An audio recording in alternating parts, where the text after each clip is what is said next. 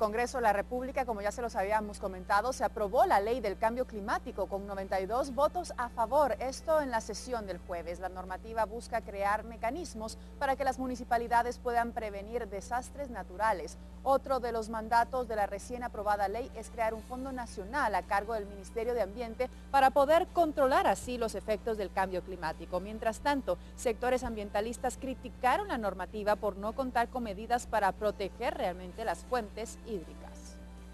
Damos una vuelta de página, hablamos de otro tema y esto tiene que ver con un caso interesante porque el Centro de Investigaciones Económicas Nacionales, CIEN, urgió la implementación de una modernización al actual modelo del Estado, ya que según ellos, tal y como está, podría mantener en la pobreza a muchos guatemaltecos, además de alejar la inversión del país, entre otras consecuencias que podría traer este tema. El CIEN propone reformas a 4 macroleyes para modernizar el Estado. Destacan las de contrataciones del Estado, del Servicio Civil, orgánica del presupuesto y orgánica de la Contraloría de Cuentas. El problema más grande que tiene el Estado es que los servicios públicos no funcionan.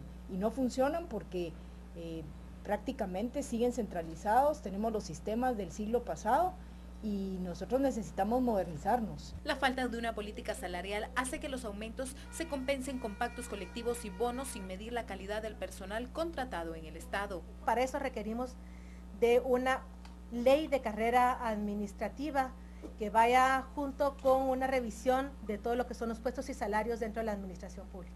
La ley del servicio civil no responde a una carrera administrativa. Los pactos colectivos firmados son desafiantes para el financiamiento del Estado, asegura Aceña. Por lo menos el que yo conozco bien, el de educación, es por 3 años y no depende del mérito de los maestros. El análisis destaca deficiencias en el diseño del presupuesto y la ejecución, así como la poca agilidad en los procedimientos de compras y contrataciones, lo que impide acelerar la ejecución. Necesitamos una buena ley de contrataciones del Estado, una ley que nos permita contratar, adquirir, comprar con mayor agilidad. Necesitamos contar con normas presupuestarias, 1, de observancia obligatoria, y 2, que representen o que lleven inmersas la planificación. Las reformas planteadas por el Ejecutivo para modificar el modelo del Estado se quedan cortas y son insuficientes al no cambiar las vías con miras a cambiar el sistema, aseguró el CIEN. Tenemos más información para compartir con ustedes. Les cuento que el Procurador General de la Nación hizo un llamado a la calma a los diputados del Congreso y prometió que en 15 días estará integrada la Sala Sexta, misma que conocerá el proceso de lesividad contra una empresa que opera en la portuaria Santo Tomás de Castilla. La Procuraduría dice llevar las riendas para mantener la lesividad contra una empresa que labora en la portuaria Santo Tomás de Castilla. Esto pese a las críticas por los cambios en el equipo jurídico a las puertas de la etapa final del proceso judicial. La Corte Suprema ya delegó a esta sala para que pueda resolver las incidencias procesales, evacuemos la vista y oportunamente se dicte la sentencia que en derecho corresponde. Aguilar dio a conocer que en 15 días se integrará la Sala Sexta, que conocerá el caso y desmintió la posibilidad de una contrademanda hacia el Estado. No solo sabemos, podemos hacerlo, tenemos los conocimientos jurídicos y procesales para garantizar los intereses del Estado muy bien representados. Es más, hoy han manifestado ellos estar totalmente seguros y satisfechos por el trabajo de la Procuraduría General y han manifestado su interés de sumarse a estos equipos de trabajo. No existe ninguna demanda contra el Estado. Hablar de 700 millones es hablar con desconocimiento, con dolo y con mala fe.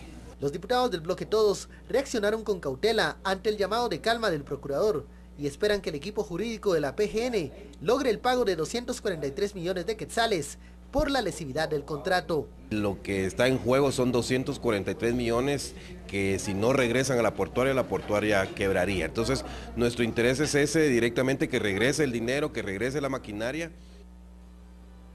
Y las autoridades de la Policía Nacional Civil, entre otras cosas, continúan con la búsqueda de más trabajadores del ICS, supuestos responsables de 11 delitos. Durante el seguimiento de la primera audiencia, los trabajadores del ICS escucharon cómo el Ministerio Público pasó justamente algunos puntos importantes, daba a conocer paso a paso, expresando lo que había ocurrido, cómo realizaron los supuestos hechos de corrupción de varios millones de quetzales. La noticia nos indica que allí también los últimos 4 sindicados fueron señalados por las autoridades de justicia como los cerebros de la banda del ICS quienes eran los que planificaban todos los desembolsos del Seguro Social que fueron a parar a las cuentas bancarias. Le queremos contar que los abogados defensores expresaron su molestia contra el Ministerio Público señalándolos de un mal trabajo de investigación, determinando que sus clientes son absolutamente inocentes. 6:05, cambiamos de tema y es que les comentamos que ayer un deslave impidió por unas horas la entrada y la salida de los habitantes de Ciudad Peronia, Villanueva. Bomberos departamentales rescataron a pasajeros de una unidad del transporte extraurbano y a 2 personas que se conducían en un automóvil que no podían circular debido a las grandes cantidades de tierra y de lodo que estaban obstaculizando el camino. Veamos qué estaba sucediendo en esta colonia.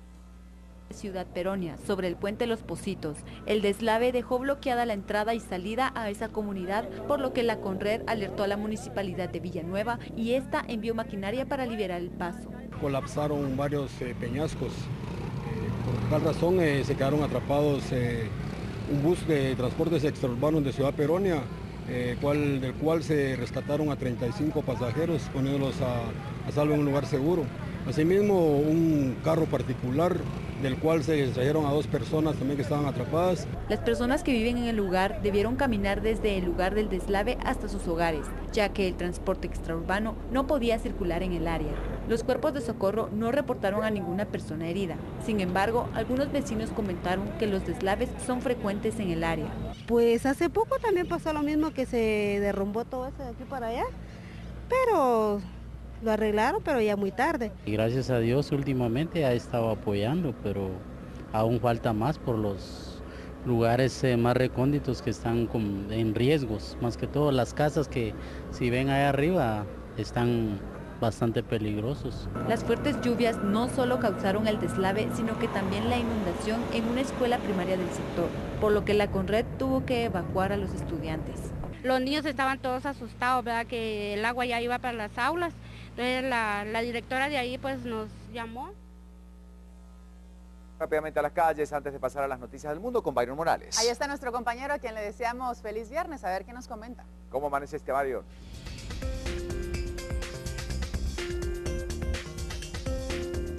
Nosotros en las calles de la ciudad de Guatemala para llevarles la información de lo que sucede desde temprano en cuanto a la actividad vehicular.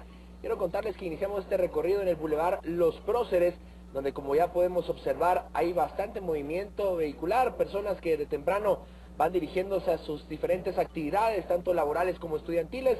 Lo hacen utilizando el Boulevard Los Próceres, que es una de las arterias principales adentro de nuestra ciudad, ya que nos permite conectarnos con diferentes puntos y con diferentes zonas adentro de la misma. Nosotros vamos con rumbo hacia el Trébol, hacia Calzada Roosevelt, y este es el panorama de lo que se está viviendo en este momento a esta hora de la mañana, cuando pues la información nosotros se la proporcionamos de primera mano junto con estas imágenes, para que si usted está a minutos de salir de su casa y va a estar utilizando el Boulevard Los Próceres, sepa y conozca qué es lo que está sucediendo desde temprano en cuanto al movimiento vehicular. Muy buenos días, feliz viernes, y que este día y que esta jornada sea llena de solamente cosas positivas para usted y para su familia. Más adelante, reportando de otro punto de la ciudad, regreso con ustedes al set principal. Muy buenos días. Bueno, muchísimas gracias por la información. Ahí tenemos el primer reporte de lo que está ocurriendo en la calle. En un ratito vamos a seguir con otros recorridos. Mientras tanto tenemos que recorrer, pero el mundo. Vamos a ver qué sucede en este plan. María René.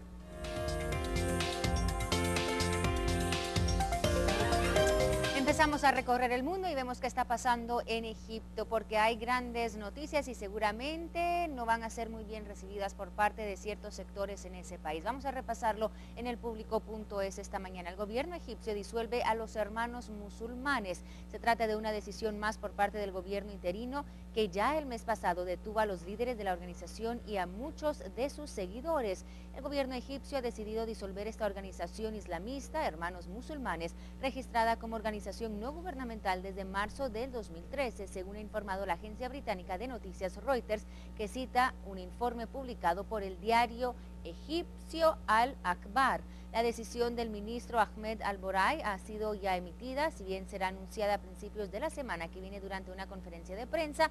Eso dijo el portavoz del Ministerio de Solidaridad Social, Hani Mahana. El miércoles el propio Al-Boray afirmó que el grupo no tiene capacidad legal y la acusó de posesión de armas de fuego en su sede del Cairo.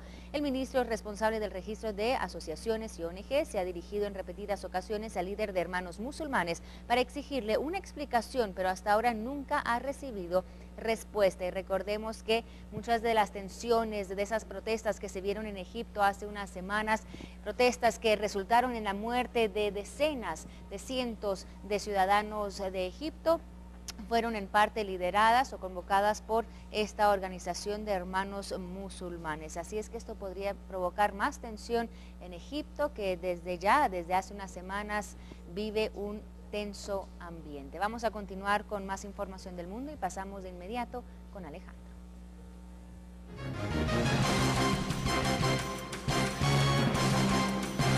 Gracias, María René. El senador republicano por Arizona, John McCain, organizó este jueves una reunión en el ayuntamiento para hablar de un posible ataque militar a Siria. En la reunión, los presentes mostraron una opinión dividida sobre si Estados Unidos debería usar la fuerza militar contra Siria a raíz del presunto empleo de armas químicas por parte del gobierno sirio en contra de su propia población civil. El senador McCain, un destacado defensor de la utilización de la fuerza militar estadounidense en Siria, dijo que entendía el escepticismo, sobre todo después de que la guerra de Irak se libró en la premisa de que Saddam Hussein tenía armas de destrucción masiva, las armas que nunca fueron encontradas por fuerzas estadounidenses, por cierto.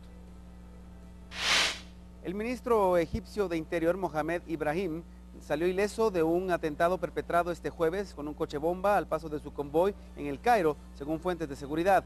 2 horas después de la explosión, Ibrahim denunció en la televisión estatal un intento de asesinato cobarde con una bomba detonada a distancia que destruyó 4 vehículos de su convoy y dejó numerosos heridos entre los guardias que le protegían.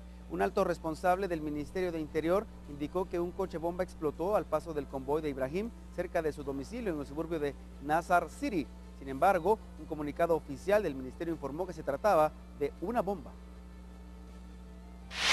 Tanques militares turcos y vehículos blindados se dirigieron hacia la frontera con Siria para reforzar el área ante posibles ataques por parte del gobierno de ese país. Los convoyes militares llegaron a la provincia fronteriza de Hatay, en donde las autoridades sanitarias turcas construyeron hospitales y carpas de campaña improvisadas para refugiados que buscan alejarse de los ataques. Turquía ha anunciado que estaría dispuesta a participar en cualquier acción internacional contra Bashar al-Assad, incluso fuera de los auspicios de las Naciones Unidas, y ha puesto a sus fuerzas armadas en alerta para protegerse de las amenazas de Siria. Son las 6:12 ahora.